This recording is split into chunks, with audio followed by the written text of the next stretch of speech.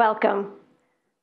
I'm Bonnie Feldman, affectionately known as Dr. Bonnie 360, and I'm here today to share my personal experience, my research, and ask for your help. Many of you may know me as that curious research analyst who just can't stop asking why, and sometimes it's why not. This curiosity has led me to some unusual places. When I was a child, I needed to know what was inside a frog. My mother ordered them for me. We put them in a basement in a big pot of water. And the next day, when she had a party in the basement, the frogs I was supposed to dissect jumped out of the pot onto the feet of her party guests. I no longer dissect frogs, but I still love to dissect trends. And most recently, in writing Big Data in Healthcare, Hype and Hope, where I interviewed over 150 companies, more and more of my immediate family was being diagnosed with autoimmune disease. That number now includes 10, both blood relatives and those that have married into the family. How many of you know someone or has a relative with autoimmune disease? Hands? Whoa. Then I don't have to tell you that the numbers are bigger than we think. There are about 50 million, and there's an alarming increasing incidence in young adults. So the curious research analyst in me just couldn't stop but ask, why hasn't data and digital tools helped to ignite precision medicine in autoimmune disease? So I went out to the cancer companies that I was working with, and I asked them this question, and their answer surprised me. Bonnie, they said, well, the market is too small. The science is too early and the causes are multifactorial, on and on and on. There was a long list. But I wondered how to turn these no's into yes, or these whys into why not. This reminded me of a time in dental school. Even though I was a great student, I was almost expelled as a junior because I insisted on wearing surgical gloves. But back then, the mindset of dentists dictated that touching the patient with your bare hands was the best way to build a personal bond. Dentists had been doing this forever. And so when I asked to wear surgical gloves, my request attacked their orthodoxy. This gave them structure and comfort and made them very uncomfortable. But times do change, usually triggered by a crisis, and in this case, HIV. And today, you wouldn't think of going to a dentist who didn't wear gloves. In fact, science and technology has changed so rapidly that many of the things we consider matter of fact today were not even in our thinking 10 years ago. Take the microbiome, for example. We're not just a single organism, but we're a dynamic ecosystem of good microbes and bad microbes. This is changing how we think about antibiotics. The old orthodoxy dictated that broad-spectrum antibiotics were easy to use and beneficial, but now we think that killing the good microbes with the bad microbes is like burning down a forest to kill a single pest. A better approach is to have a more targeted use of antibiotics, along with prebiotics and probiotics in the diet to keep our personal ecologies in better shape. This view of the microbiome leads us to think of the gut as an organ of immunity. But when you think about it, when I was in school, I was taught that the digestive system was simply a transporter of nutrients and an exporter of waste. Today, though, it seems that infants develop healthy immune systems courtesy of gut microbes acquired via vaginal birth and breastfeeding. And indeed, those babies born by cesarean and bottle-fed have a higher incidence of allergy and autoimmune disease.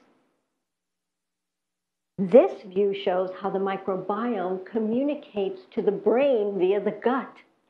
It gives us a new understanding of gut feelings or butterflies in the stomach, because actually the gut has a second set of neurons. It contains 90% of the serotonin binding sites in our body. So this mechanism explains connections between food, microbes, gut health, and autoimmune disease, and maybe even mood disorders. Another thing that's changed in our thinking in the last 10 years has to do with gut sensitivity disease. Take celiac disease, for example. Just 10 years ago, celiac disease was thought of as in children who had GI symptoms and failure to thrive. But now we know that celiac disease and other gut sensitivity diseases can have non-gut symptoms, such as neuropathy, migraine, seizures, and rash. And our whole thinking about gut sensitivity is expanding to gut sensitivities to proteins and complex carbohydrates. So this new thinking is changing how we think about autoimmune diseases such as IBD and Crohn's. My research into big data has been really fun. I've had the chance to talk to over 150 companies who are mostly working really hard to turn healthcare data into usable information. Particularly, cancer researchers and companies are beginning to collect, analyze, and share data in ways to make it useful. Particularly sharing the data with clinicians so they can personalize treatment. Stepping back, it is not hard to get excited about big data when you realize that it has the potential to give us breakthroughs in research, discovery, development, diagnosis, treatment, and the management of autoimmune disease as well as cancer. But data and technology has no soul. It alone will not get us where we want to go. My dental glove story has another twist. In order for me to get my tiny voice heard, I needed to activate the power of my crowd pictured here. These women dental students, who by the way were leaning in before the term was even coined, stood behind me in my request to wear gloves. So thinking about the power of people and data, my research has led me to many incredible stories coming out of the rare disease and the cancer community, and I will share just a few. The rare disease community itself has been able to amplify its tiny voice by using the power of people and data to come together.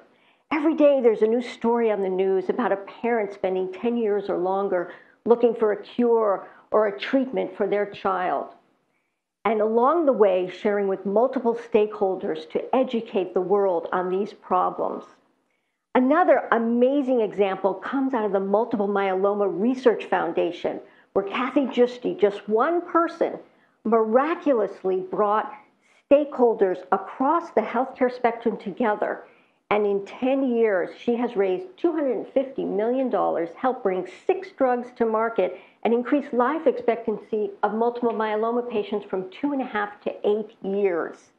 This is an incredible example of the power of people and data to come together in new and different ways and get results that we never thought possible.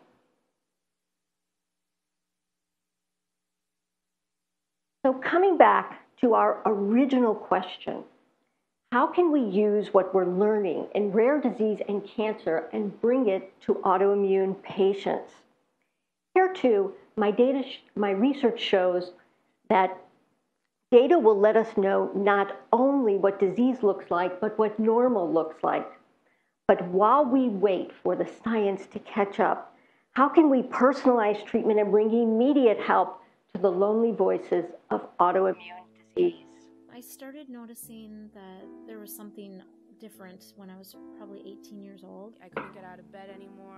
All my joints were swollen. I was having some difficulty with my eyesight, and I thought I needed some new contacts. After many doctor appointments, they thought I was anemic. They thought I was had leukemia, a bunch of other things. After my twins were born, I started having severe pain where I couldn't even stand up straight. A month went by, and I was finally diagnosed with lupus. After a few tests, he said, I think you have MS. I have what? I mean, I didn't know what MS, what does MS mean? They found out that it was Crohn's disease. I started at like 130, 125. I ended the year at like 97 pounds. It takes forever to get diagnosed with Crohn's. It's an invisible disease. It doesn't necessarily confine you to a wheelchair or make you walk with a cane. It sort of makes you feel like every day you're waking up with a bad case of the flu. I've been on over a dozen medications. I was walking around doing my sophomore thing with a colostomy bag. It took away softball, which was my #1 priority, and then it took away playing music. My brain just couldn't keep up with my fingers moving so fast anymore. There were some days you didn't know if you woke up in the morning if you're going to be blind, if you're going to be deaf, if you could walk, and that has an impact on you. Mornings are very hard for me. That's when I tend to get sick the most. I actually give myself extra time to get sick, and hopefully I can get through those tough moments before the kids even get out of bed. MS and dating can be very interesting because I'm not concentrating on holding the fork just slides out my hand. And you know, in the beginning it can be cute, but time after time it can be challenging.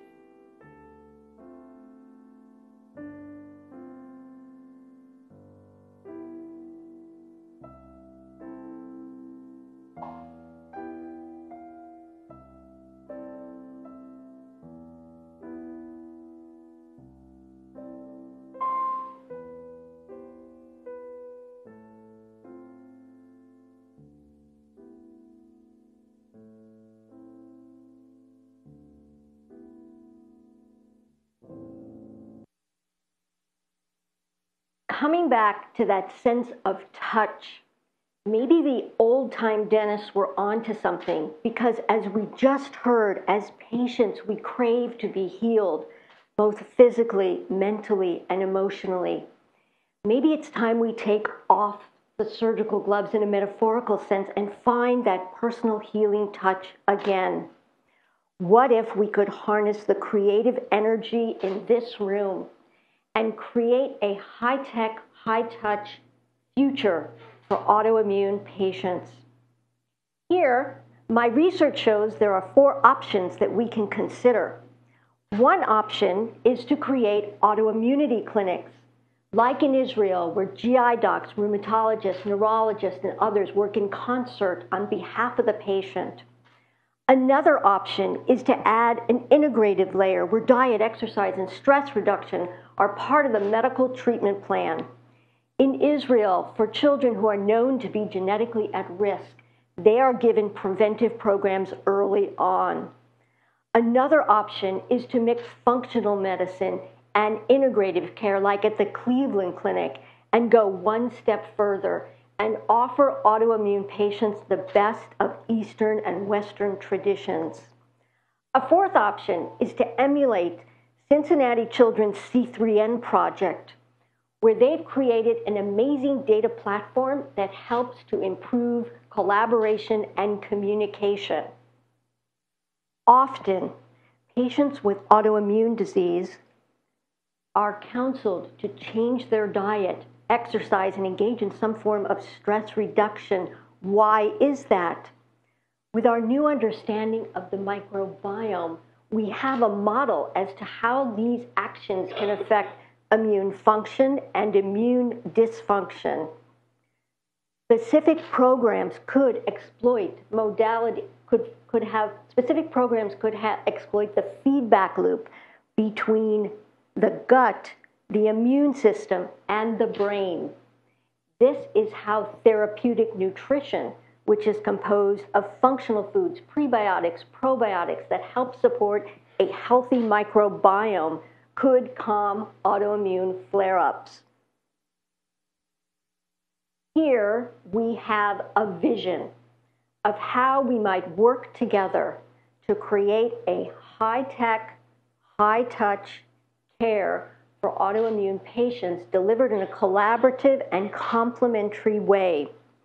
Notice at the center, we have a teamwork, a foundation of teamwork between the patient, the lead physician, and the rest of the healing teams.